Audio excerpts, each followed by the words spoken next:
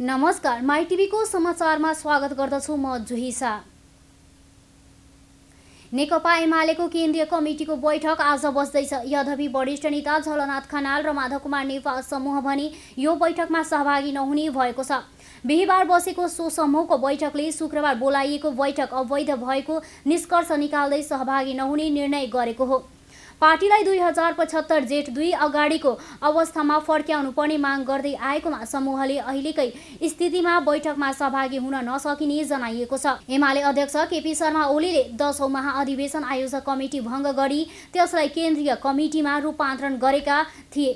खनाल नेपाल समूहले एमाले र माओवादी केन्द्रको एकता हुनुभन्दा अगाडिको केन्द्रीय कमिटी बैठक बोलाउन माग गर्दै आए पनि ओलीले पूर्व माओवादीका नेताहरूलाई समेटेर केन्द्रीय कमिटी बनाएकाले बैठकमा सहभागी नहुने सो समूहको अडान छ।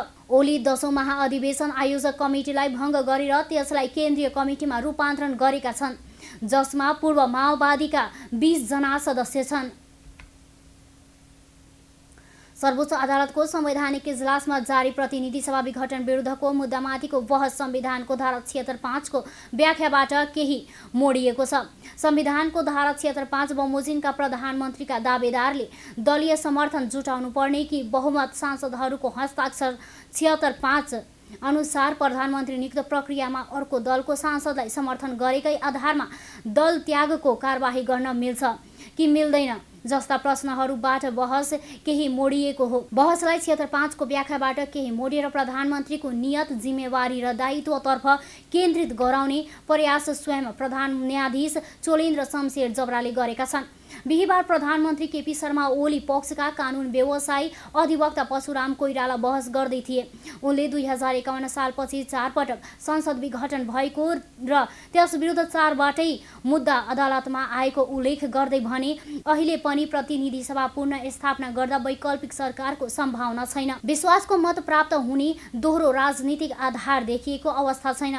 धारा 76(3) अनुसार प्रतिनिधि सभाको ठूलो दलको नेताको हैसियतमा प्रधानमन्त्री नियुक्त भएका केपी शर्मा ओलीले विश्वासको मत पाउने आधार छैन भनी सांसद नगई धारा 76(5) अनुसार सरकार गठन प्रक्रिया अघि बढाउन राष्ट्रपति समक्ष सिफारिस गरिएका थिए। नेपाली काङ्ग्रेस 14औं महाधिवेशनका सभापतिका प्रत्याशी नेतात्रय विमलेन्द्र निधि, डाक्टर शशाङ्क कोइराला र प्रकाशमान सिंहले पार्टीको 13औं महाधिवेशनका सभापतिको प्रत्याशी बाहेकका नेताहरूसँग छलफल गर्ने पूर्वनिर्धारित कार्यक्रम स्थगित गरेका छन्। कर्तव्य कार्यव्यवस्थाको कारण देखाउँदै शुक्रबारको कार्यक्रम स्थगित गरिएको हो।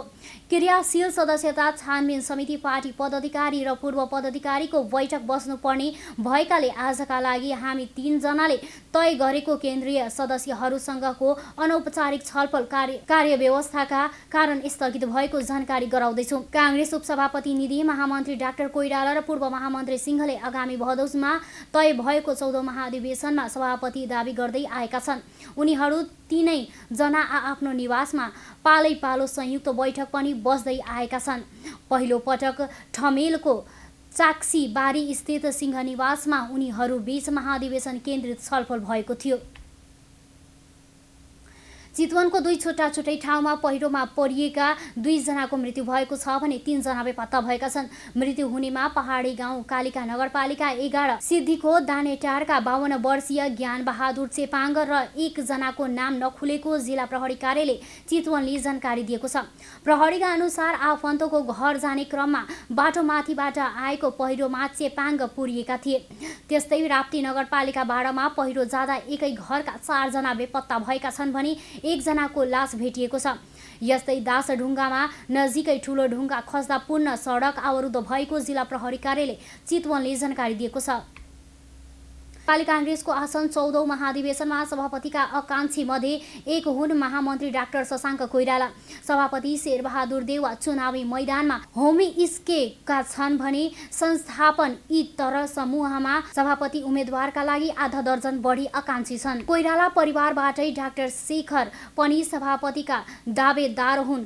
तर बिपी कोइराला पुत्र महामन्त्री शशाङ्क कोइरालाको दाबी छ। शेरबहादुर देउवालाई म बाहेक अरूले हराउन सक्दैन, पार्टीलाई एक ढिका बनाउन म सभापति हुनुपर्छ।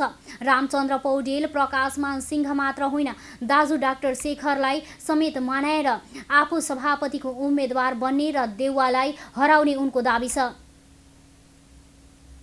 कास्कीको म्याग्दी गाउँपालिकामा बिरामी बोकेको एम्बुलेन्समाथि पहिरो खस्दा बिरामीको मृत्यु भएको छ। म्याग्दी गाउँपालिका 9 मुग्री बेसीबाट बिरामी लिएर थुम्सी कोटतर्फ जाँदै गरेको एम्बुलेन्समाथि पहिरो खस्दा एम्बुलेन्स सवार बिरामी 83 वर्षीय गोमा अधिकारीको मृत्यु भएको हो। दुर्घटनामा एम्बुलेन्स चालक सुवास अधिकारी घाइते भएको म्याग्दी गाउँपालिका अध्यक्ष देवबहादुर गुरुङले जानकारी दिए। मध्य पहाडी लोकमार्ग अन्तर्गत बनिरहेको बाटो हो त्यो। खहरे होलामा 81 लेदो सहितको बाढी आएर एम्बुलेन्समाथि परेछ। उनले भने चालकले भागेर ज्यान जोगाए। आमाको घटनास्थलमै मृत्यु भयो। घाइते अधिकारीलाई थप उपचारको लागि पोखरा ल्याइएको छ। पहिरोले एम्बुलेन्सलाई करिब 100 मिटर तल बगाएको छ।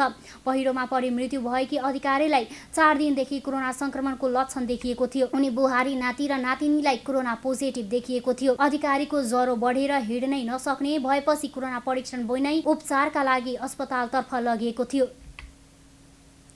सरकारले 4 जना सहसचिवलाई सचिवमा बढुवा गरेको छ। मन्त्री परिषदको बैठकबाट डाक्टर दामोदर रेग्मी, गणेश प्रसाद पाण्डे र डाक्टर कृष्ण आचार्य र प्रमिला वज्राचार्य सचिवमा बढुवा भएका हुन्। डाक्टर दामोदर रेग्मी र पाण्डे प्रशासनतर्फ तथा आचार्य र ब्रजाचार्य प्राविधिकतर्फ सचिवमा बढुवा भएका हुन्। रेग्मी ज्येष्ठताको आधारमा बढुवा भएका हुन्। ज्येष्ठताको आधारमा बढुवा हुने लाइनमा उनी एकमात्र अधिकारी थिए। प्रशासन सेवातर्फ सिफारिस भएका 3 जना वरिष्ठ सबसचिव मध्ये गणेश प्रसाद पाण्डेलाई सचिवमा बढुवा गरिएको छ। यसै गरी सचिव बढुवा सिफारिस समितिले प्रशासनतर्फबाट बढुवा गर्ने पाण्डेसँग मधुसूदन बोर्लाकोटी र कृष्णहरि पुष्करलाई पनि सिफारिस गरेको थियो। यी 3 जना मध्ये मन्त्री परिषद बैठकले पाण्डेलाई चुनेको हो। सिफारिस समितिले कृषि तथा वन सेवातर्फ रिक्त रहेको 1 सचिव पदका लागि वरिष्ठ सहसचिव डाक्टर कृष्ण प्रसाद आचार्य सहित निरु दहाल पाण्डे र दीपक खरालको नाम पनि सिफारिस गरेको थियो।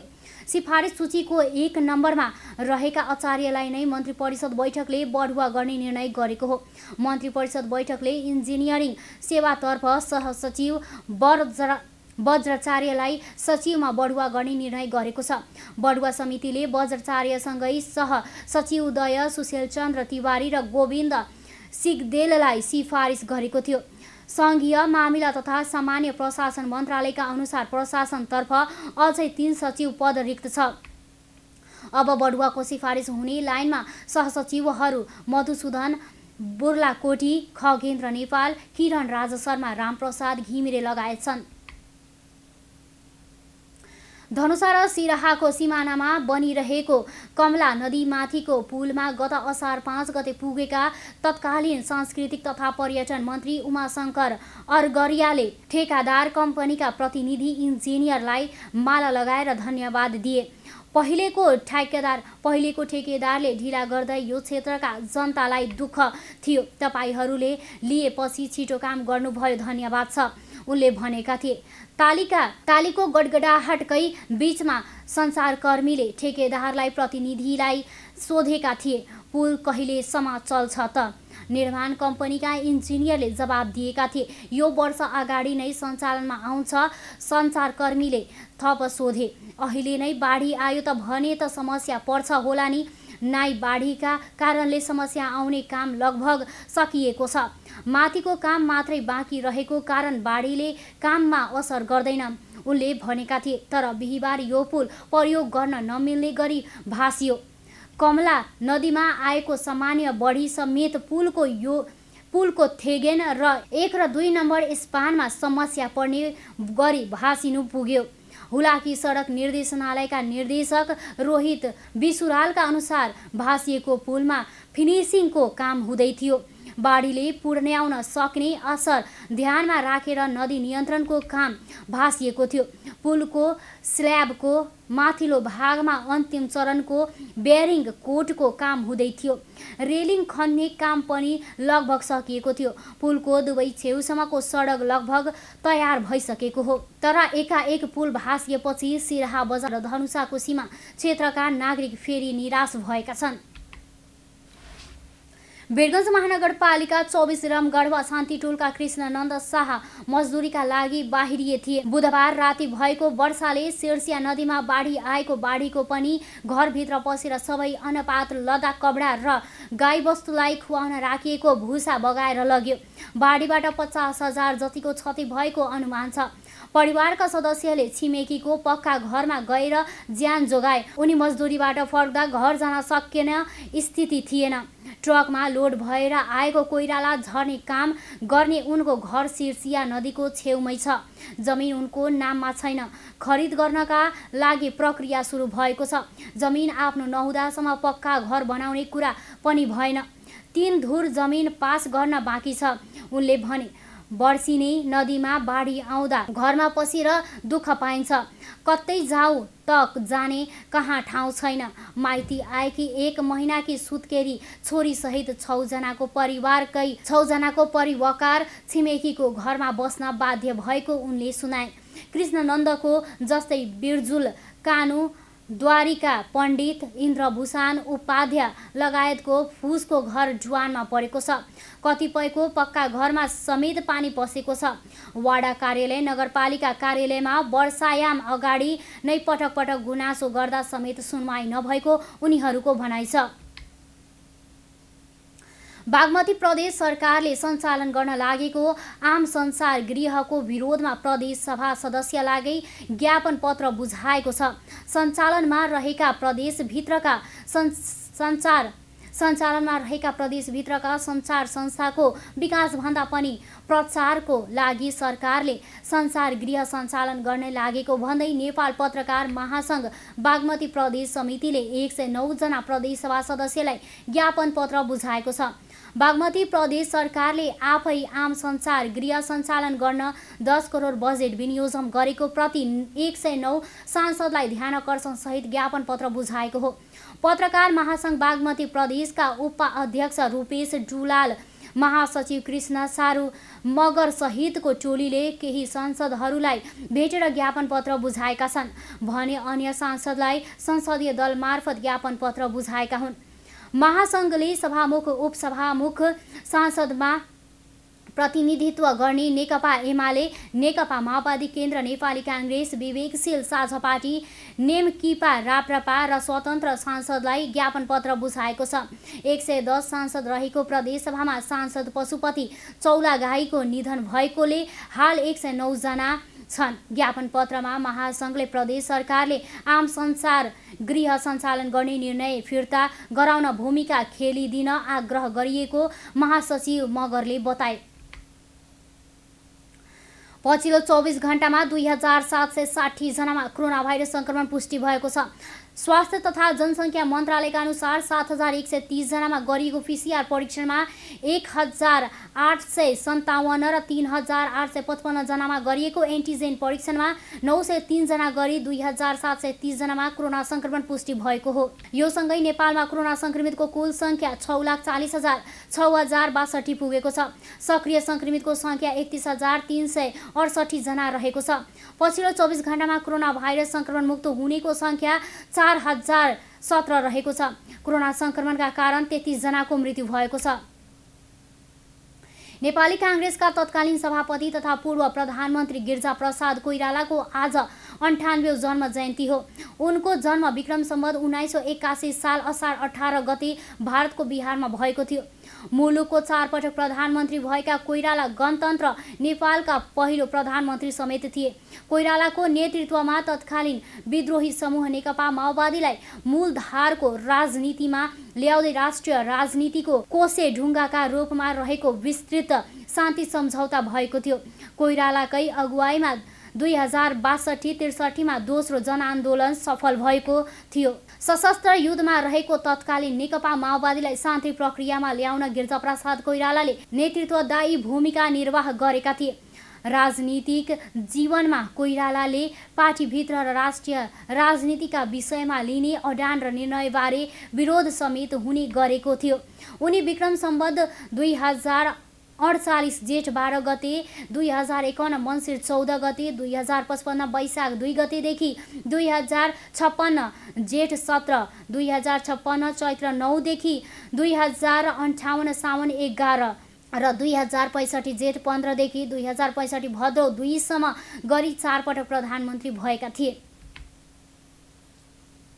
पाखरीबास नगरसभाका क्रममा भएको तोडफोडको घटनामा प्रहरीले झुटा मुद्दा दर्ता गरेको भन्दै धारणा दिएको छ।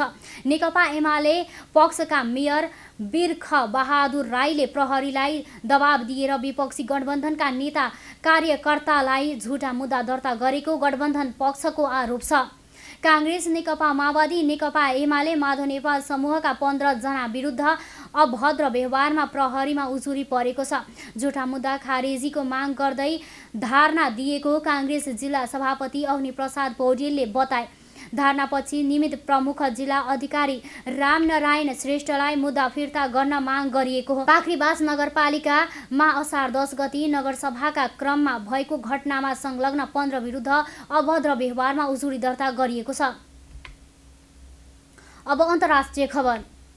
अमेरिकाको उत्तर पश्चिम प्रशान्त महासागरीय तट र क्यानाडा इतिहासकै सबैभन्दा उखर माउलो गर्मीको केन्द्रबिन्दु बनेको छ। मौसमविद स्कट डङ्कन भन्छन्, मध्य दिन हुनु अघि सर्वाधिक तापक्रमको कीर्तिमान तोडिएका छन्। भोलि झन गर्मी, पर्सि अझै गर्मी। मैले जे देखिरहेको छु त्यो विश्वास गर्न सकिरहेको छैन, उनले आफ्नो ट्विटरमा लेखेका छन्। अमेरिकाको उत्तर पश्चिम प्रान्त, महासागरीय तट र क्यानाडाको तापक्रमको ग्राफ यस अघिका सर्वाधिक गर्मीको कीर्तिमान तोड्दै उकालो लागेको छ। क्यानाडामा अत्याधिक गर्मीका कारण ज्यान गुमाउनेको संख्या 60 नाघेको। शनिबार सियाटलको तापक्रम 38 डिग्री सेल्सियस थियो। अब खेल खबर। घरेलु टोली वेस्ट इन्डिजले दक्षिण अफ्रिका विरुद्ध 5 खेलको टी20 सिरिजको चौथो खेलमा 21 रनको जित दर्ता गरेको छ।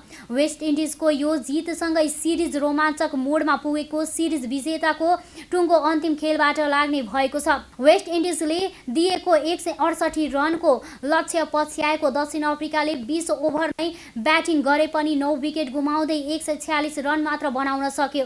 दक्षिण अफ्रिकाका लागि क्विन्टन डी ककले 68 पारी खेले पनि पर्याप्त बन्न सकेनन्।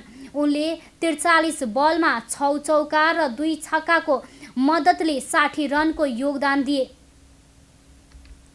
हस् त अहिलेलाई यति नै। अर्को समाचारमा पुनः उपछौँ। तबसम्मका लागि सम्पूर्ण युनिटको साथमा म जुही साबिदा चाहन्छु। हेर्दै रहनुहोला संसार जगतको सहयात्री माई टेलिभिजन। नमस्कार।